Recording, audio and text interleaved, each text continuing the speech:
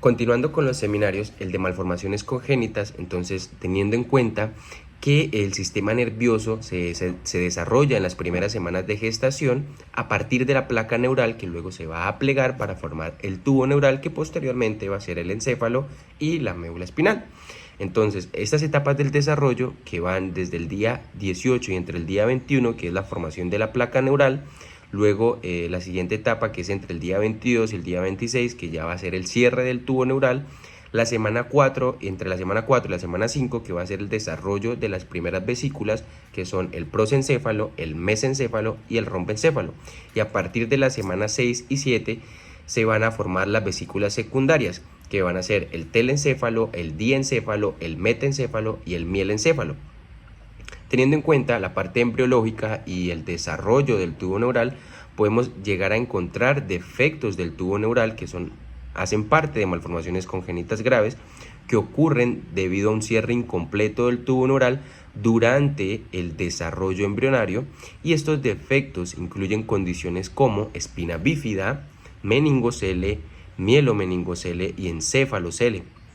Las causas son multifactoriales, desde deficiencia de ácido fólico, deficiencia nutricional, factores genéticos, factores ambientales, diabetes gestacional, obesidad también en la materna, infecciones durante la gestación y factores socioeconómicos y culturales.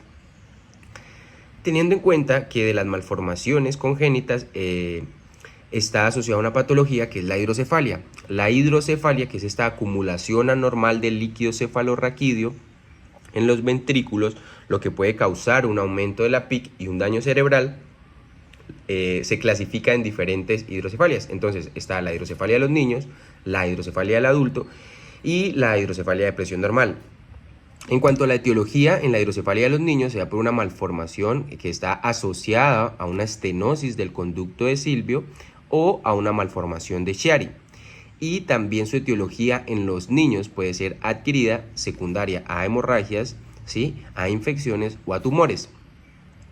En cuanto a las manifestaciones clínicas de la hidrocefalia en niños, entonces vamos a encontrar que va a haber macrocefalia, fontanelas abombadas, irritabilidad y vómitos que se dan a partir del aumento de la presión intracraneal. En cuanto a la hidrocefalia en adultos, su etiología cambia y se asocia o es secundaria a hemorragias subaracnoideas, traumatismos cráneoencefálicos o tumores. Sus manifestaciones clínicas son la cefalea, vómitos, alteraciones visuales, signos de hipertensión endocraniana, alteraciones cognitivas y alteración en el equilibrio. Y en cuanto a la clasificación de hidrocefalia de presión normal, que se da comúnmente en adultos mayores, se caracteriza por una dilatación ventricular, pero sin aumento de la PIC evidente. Teniendo en cuenta esta hidrocefalia de presión normal, hay una triada que es la clínica como se presenta, que es incontinencia urinaria, demencia y apraxia de la marcha. Teniendo en cuenta esta triada, ¿cómo puede ser una ayuda diagnóstica para dar con una hidrocefalia de presión normal? Entonces encontramos la imagenología, ¿sí?, ya sea encontrando una dilatación ventricular sin signos de atrofia cortical o también por medio de la punción lumbar, que lo que va a hacer es que va a evaluar, ¿sí?, la respuesta a la retirada del líquido cefalorraquídeo. Y en cuanto al tratamiento de la derivación ventrículo-peritoneal, se da en pacientes en riesgo quirúrgico aceptable. Hacen parte también de las malformaciones congénitas el disrafismo espinal, ¿sí?, que son malformaciones de columna y médula espinal, donde vamos a encontrar el meningocele, que es una herniación de las meninges, pero que no involucra tejido neural, es la menos frecuente. También el encéfalocele, que es una herniación del tejido cerebral a través de un agujero, ¿sí?, o un defecto en el cráneo. Y el mielomeningocele, que es el más grave, que involucra, ¿cierto?, la herniación de la médula espinal y de las meninges. También encontramos la espina bífida oculta, que generalmente no hay ningún síntoma de espina bífida. Las causas de los disrafismo espinal, entonces también podemos encontrar que es multifactorial, que se puede dar por deficiencia de ácido fólico, la vitamina B9, ¿sí?, por antecedentes familiares de defecto del tubo neural, también por medicamentos, ¿sí?, teratogénicos, como lo es el ácido valproico, un ejemplo, también en pacientes maternas con diabetes, obesidad gestacional, y también se ha encontrado disrafismo espinal asociado a aumento de la temperatura corporal de las maternas. El tratamiento, entonces, encontramos que puede ser un tratamiento quirúrgico antes del nacimiento o después del nacimiento. Según la literatura, lo que recomiendan antes del nacimiento es que sea antes de la semana 26 y post nacimiento que sea en las primeras 72 horas. En cuanto a las craniosinostosis, que es un cierre prematuro de una o más suturas craneales, lo que provoca esta deformidad en el cráneo. Entonces vamos a encontrar diferentes tipos de craniosinostosis, como lo es la escafocefalia, que es una cabeza alargada que se da por un cierre prematuro de la sutura sagital. También vamos a encontrar la plagicefalia, que es una cabeza asimétrica y se da por un cierre temprano de la sutura coronal o lambdoidea unilateral.